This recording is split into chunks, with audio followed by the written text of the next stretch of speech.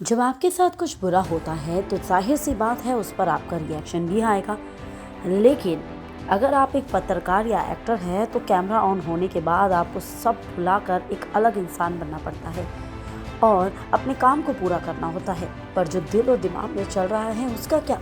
बस ऐसा ही कुछ दिखाया गया है इस बार द ब्रोकन न्यूज़ के नए सीजन में।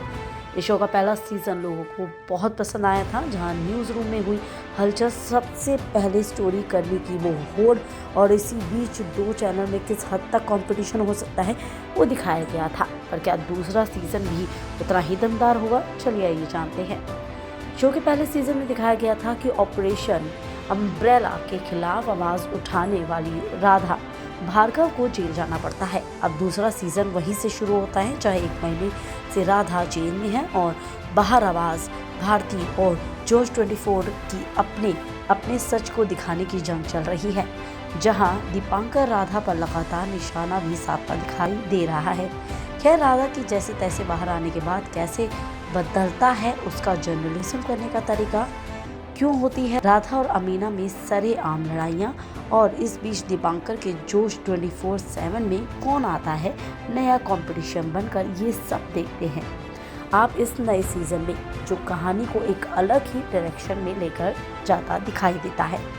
जहां बहुत से शोज आजकल वैसे आते हैं जिनके एक सीज़न तो अच्छे होते हैं लेकिन दूसरा सीज़न इम्पैक्ट नहीं छोड़ पाते, वहीं द ब्रोकन न्यूज़ के नए सीज़न में जर्नलिज्म के एक अलग ही एंगल को दिखाने की कोशिश की गई है, जहां बात सही और गलत के बीच के अंतर की है। जिन्होंने सीज़न 1 देखा है वही सीज़न 2 को समझ पाएंगे, इसीलिए अगर पहले सीज़न नहीं देखा है तो वो देख ले। दूसरी बात ये कि कहानी को आमतौर पर पत्रकारिता की फील्ड में काम करते लोग ज़्यादा अच्छे से समझ पाएंगे, लेकिन फिर भी अगर आपको थ्रिलिंग और ग्रिपिंग कहानियों में दिलचस्पी है तो आप इसे देख सकते हैं। इस पहलू को बखूबी दिखाया गया है कि कभी कई स्टोरीज ऐसी होती है जहाँ सही और गलत से ज़्यादा रिपोर्टर अपनी सेफ्टी देखता है और एक स्टोरी के पीछे कई बड़े लोगों का हाथ हो सकता है। इस सीज़न में जर्नलिज्म की कंपटीशन, एथिक्स, सरकार का बड़े स्तर पर हाथ, धोखा और ऐसी ही कई एंगल्स को बखूबी दिखाया गया है। 3 एपिसोड के बाद कहानी थोड़ी ढीली पड़ती नजर आती है, जब वही राधा और अमीना के बीच की न्यूज़ रूम जंग दिखती है, लेकिन 5वें एपिसोड से फिर से कहानी इंटरेस्ट बनना शुरू हो जाती है, जो क्लाइमेक्स तक बनी रहती है। पहले सीजन की तरह इस सीजन में भी सोनाली बेंद्रे ने अपनी बेहतरीन परफॉर्मेंस दी है। इनफैक्ट पहले सीजन से ज़्यादा उन्होंने अच्छा काम किया है।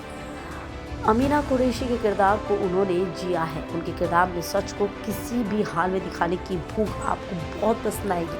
वहीं उनके विपक्ष में खड़े दीपांकर बने जयदीप अलावत पहले से भी ज़्यादा ताकतवर दिखे हैं और उन्होंने दिखाया है कि पाताल लोक के हाथीराम का रोल ही हो या दीपांकर का, वो हर तरह से अपना बेस्ट ही देंगे। इस बार कहानी का सबसे ज़्यादा फोकस रहा राधा बनी श्रेया पेगालकर का और उन्होंने कमाल का काम इसमें किया है। चाहे अपनी बॉस अमीना से सबके सामने लड़ना हो या अमीना के लिए अपनी जान जोखिम में डाल देना, सभी जगह श्रेया परफॉर्म करती दिखी है। पहले सीजन की तरह इस सीजन का डायरेक्शन भी विनय वैकुल ने संभाला है। News room war, TV, TRP system से जुड़े अहम सवालों पर मीडिया हाउस में चलने वाली कोल्ड वॉर को उन्होंने इसमें बेहतरीन तरीके से दिखाने की कोशिश की है और वो इतना रियल लगता है कि आप खुद को इस मीडिया हाउस का हिस्सा मानने लग जाते हैं।